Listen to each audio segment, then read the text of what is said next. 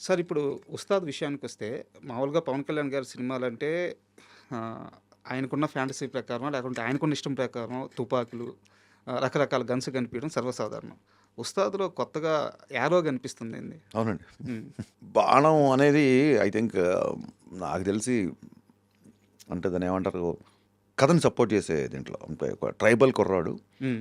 చిన్నప్పటి నుంచి ఆహ్, భగత్ సింగ్ యొక్క సిద్ధాంతాల్ని, భావజాలాన్ని వంట పట్టుకొని హ్మ్. ధైర్యంగా పెరిగిన కుర్రాడు. భగత్ సింగ్ అంటేనే కారణం ధైర్యం. సార్ భగత్ సింగ్ అంటే మనకు గుర్తొచ్చే ధైర్యం. కరెక్ట్. కరెక్ట్. సో, ఆ క్యారెక్టర్ ఉస్తాద్ భగత్ సింగ్ క్యారెక్టర్ కాబట్టి హ్మ్. ట్రైబల్ కుర్రాడు కాబట్టి బాణంతో చిన్న లింక్ ఉంటది. ఏదో మామూలు కాస్ట్యూమ్‌లా పెట్టలేదు. అవును. Function sir.